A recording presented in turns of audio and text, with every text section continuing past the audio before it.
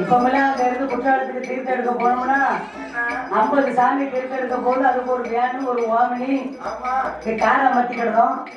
சாமிகள் எல்லாம் கார்ல ஏற நேர குற்றாலத்துல போய் குளிக்க குளத்துல தண்ணி எடுக்க குற்றாலநாதர் குடல்வாய்மொழி அம்மாவை வணங்கிட்டு வேனில ஏறி இந்த ஊருக்குள்ள எங்கன பிள்ளையார் கோயில் இருக்கும் அங்க வந்து உட்காந்துக்குவாங்க. இங்க இருந்து மேலதாளம் போய் அவங்களுக்கு அருளை பிறப்பிச்சு ஆடி பாடி கோயில் கூட கூட்டிட்டு வருவாங்க ஒரு தெரு சுத்தி. அதே மாதிரி அஷ்டபாலர்கள் 8 பேர்களும் ஆண்டவன் பகவானுக்கு பால் குடத்திலே கோரி அபிஷேகங்கள் கட்டி ஒரு போல தலையில பால் குடத்தை தூக்குறாங்க. அரோகரா கந்தனுக்கு முருகனுக்கு வேலனுக்கு சுப்பிரமணிய கடவுளுக்கு அரோகரா அரோகரா அரோகரான முருகன் சிவநாமத்தை சொல்லி எப்படி வருகிறார்கள் தெரியுமா? பழனிமலை வேலனுக்கு சம்போ சங்கரா சம்போ சங்கரா கால்குடமோ எடுத்தவாரோ பழமலை முருகனோ சம்போ சங்கரா சம்போ சங்கரா மயங்கி வருவாமல் கொடுத்து சம்போ மயங்கி வரமல் கொடுத்து சம்போ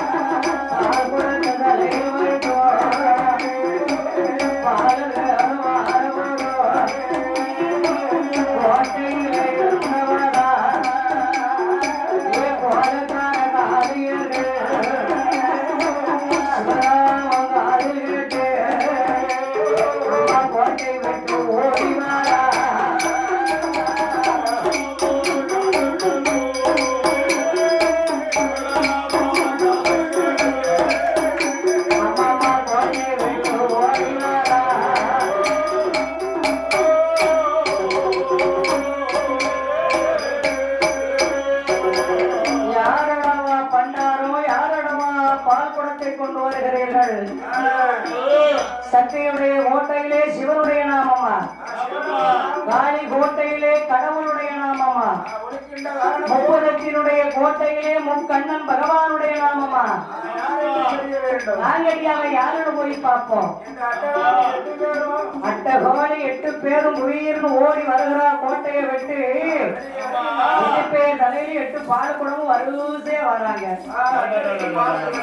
ஏற்பாளர்களே, கோட்டையில மேல போடு என்ன போட்டுருக்கவன் படிச்சு பாத்தியாடா? அம்மா நீங்க கொஞ்சம் வெள்ளை எழுத்து கண்ணும் பத்தல. வெள்ளெழுத்து போய் உள்ளெழுத்து மறைச்சிருச்சா? அதனால எங்களுக்கு தெரியலம்மா. நீங்க யாருமானார்? நாங்க தான் அட்டகாலியர்கள். அதனுடைய லிங்கமே எங்க கிட்ட இருக்கும் பொழுது அரணாருக்கும் பால் குடமா. சிவனாருடைய சிவலிங்க இங்க இருக்க அந்த சிவபெருமானுக்கு பால் குடமா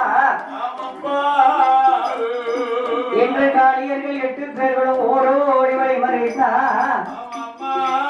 பால் குடத்தம்மா பெருங்குமாரா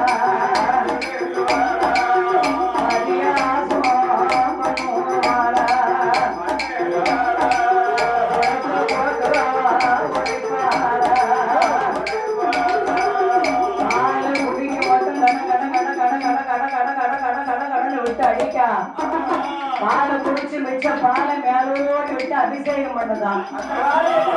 அன்னைக்கு அபிஷேகம் செய்ததுனாலதான் இன்னைக்கு அம்மா கோயில மத்தியான குடைக்கு பக்தர்கள் ஒன்று கூடி பால் குடம் சுமந்துட்டு வராங்க. இல்லைன்னா அம்மாவுக்கு பால் குடம் கிடையாது, ஐயாவுக்கு தான் பால் குடம். ஓடோடி வந்து 8 பேர் தலையில் உள்ள பால் குடத்தை 8 பேரும் குடிக்கி பாலை குடித்து குடத்தை போட்டு உடைத்து அம்மா பேய